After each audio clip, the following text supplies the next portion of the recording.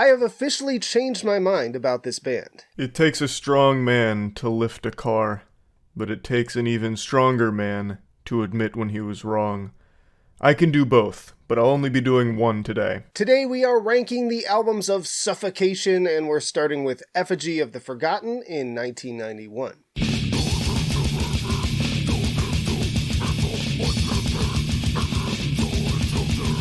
Pretty standard early 90s brutal death metal sound, but with a big focus on technicality and with guitars tuned down to C standard. It's actually more of a compilation of previously released and re-recorded tracks from the Cremation demo and Human Waste EP. This one has grown on me quite a bit since my last listen. Love the spooky atmosphere on the title track and that bass section with the scraping of the shovel on Infecting the Crypts. Killer D-beats and riffing on Seeds of the Suffering, and Cremation also has Corpse Grinder providing guest vocals as well as on Mass Obliteration. The production is surprisingly solid with a very organic kick to the drums, even if the guitars can be a little bit muddy. I've also seen Liege of Inveracity credited as having the first slam riff, but there's always that guy in the comments who's ready with a correction, so that could be totally wrong. Actually. Notably, the album is also dedicated to atheist bassist Roger Patterson, who died in a car crash that year, and the cover artwork was done by Dan Seagrave. I'm putting this one in fantastic. Then we have Breeding the Spawn in 1993.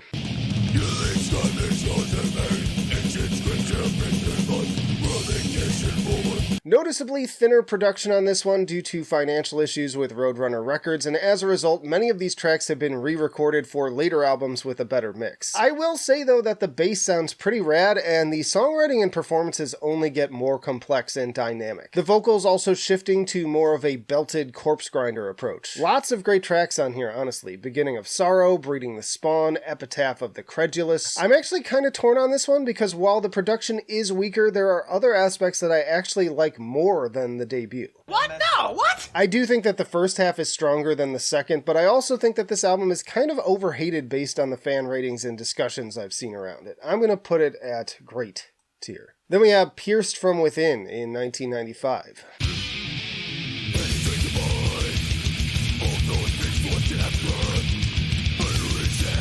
Right from the opening title track, this thing sets the tone that it's not fucking around, really picking up the speed and solos shred so hard, though there is that little doomy section that I could do without. Another killer bass section opening up the infectious depths of depravity, fun grooves on Suspended in Tribulation, and the spooky dynamic Torn into Enthrallment feels like them continuing to really expand and flex their abilities. Brood of Hatred is also a total rager. It feels like them carrying over the growth from the previous album, but now complemented with a heavier mix and even more memorable riffing and songwriting. Notably, this is the last album with guitarist Doug Soretto and bassist Chris Richards, and it's also their longest album to date at just over 45 minutes, which in my opinion is about the maximum amount of time that I think that this style works for, and they carry it really well. Not perfect, things can get a little bit too slow and doomy for my taste here and there, like on Thrones of Blood, but this is easily my favorite of their 90s material. I'm going to put this one also at fantastic. And as always, this is just my subjective opinion, so share your own rankings down in the comments. Where do you agree? Where do you disagree? And if you're enjoying the video, hit the like button. But next up, we have Souls to Deny in 2004.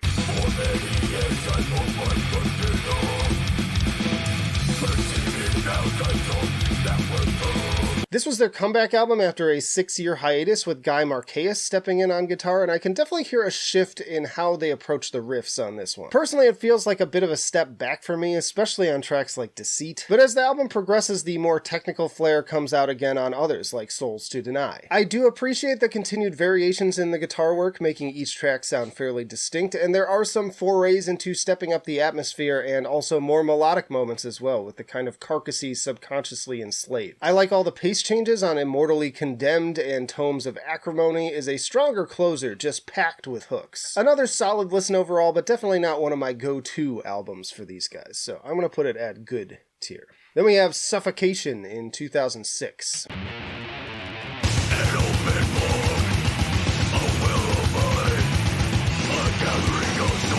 Oh boy, it's the later career self-titled album. These either tend to be really great or really mediocre. What's it gonna be? Derek Boyer stepping in on bass, and once more the vocals leaning heavily into a pretty overtly Cannibal Corpse sound. I'd say the guitars fit that too. Like seriously, if you had someone binging the Cannibal Corpse discography for the first time and snuck this in, I don't think they'd even notice. Way more emphasis on groove overall, with the technical elements taking a bit of a back seat, this leading to overall slower tracks, but with some really great atmosphere. This one has some memorable moments, like Redemption, Entrails of You, and the End of Ends, but I don't find myself getting into it and really banging my head like some of my favorites here. It kind of induces some of the same feelings I had with Cannibal Corpse's Red Before Black and Chaos Horrific, where I enjoy them, but I just don't have the same level of attachment as, say, A Skeletal Domain or Tomb of the Mutilate. So yeah, really solid, not one of my favorites. I'm going to put this one at great tier. They followed that up with Blood Oath in 2009.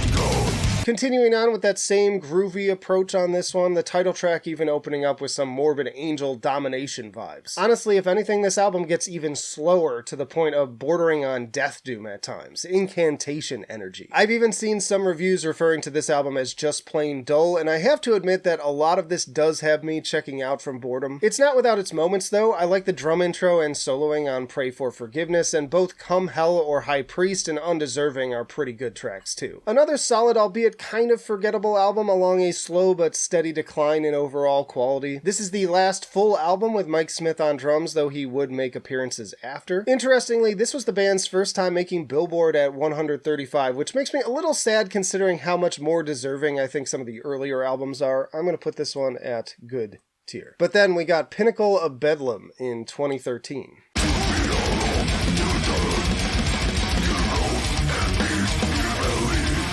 Released via Nuclear Blast and Dave Coolross returning on drums from the band's earlier days. Another banger of an opener with Cycles of Suffering really taking you through a gauntlet. Stylistically, there is a lot they continue with from those last two albums, but here it's like they finally figured out how to spin that straw into gold. Life, finds a way.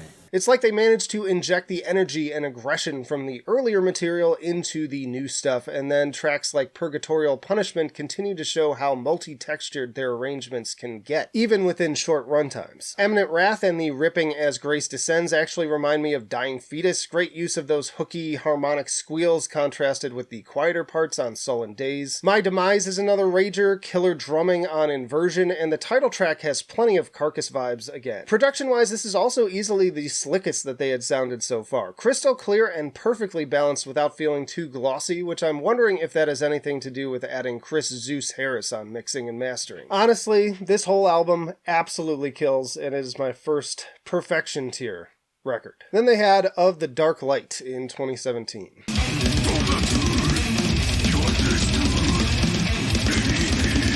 I don't know how they went from that to this. I actually reviewed this one when it came out and I was not particularly impressed, but it's really much better than I remember. Decent enough opener in Clarity Through Deprivation, kind of catchy even. Lots of really great guitar work, but for some reason the songs just don't come together the same way that they did for me on the last album. Like seriously, I can't figure out how Of the Dark Light simultaneously shreds so hard without really getting me hyped. It might have something to do with Frank's raspier vocals on this one. They just don't have the same power behind them, and speaking of which, this was his final album with the band. Far from terrible, but just on the more bland side, so this one goes to okay for me. And that brings us to Hymns from the Apocrypha in 2023.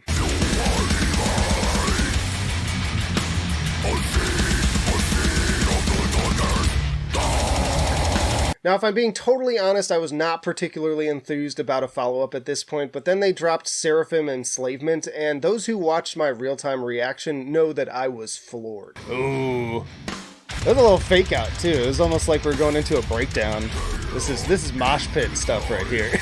New vocalist Ricky Myers sounds fantastic, but even that aside, the dynamic songwriting on this track makes it as complex and as engaging as it is headbang worthy, and fortunately there is plenty of other top-notch material here to chew on. Perpetual Deception has more great twists and turns. I love the, again, carcassy melodic intro and bass work on Dim Veil of Obscurity, and the chuggy slams of Immortal Execration are sick. Descendants really puts the spotlight on Eric's incredible and constantly shifting drum pattern, patterns while also showcasing more great bass from Derek and a ripping guitar solo from Terrence that he then immediately outdoes on Embrace the Suffering. I also love that surprise pace change on Delusions of Mortality, and we get yet another redone Breeding the Spawn track in Ignorant Deprivation, which still features Frank on vocals. Continuing this incredible year for death metal, I'm just gonna say it, I think that this is one of their best albums, top 3 easily. No way. And I will also say that this experience moved their standing up for me in general when it comes to old school death metal bands. This is another one I'm going to put at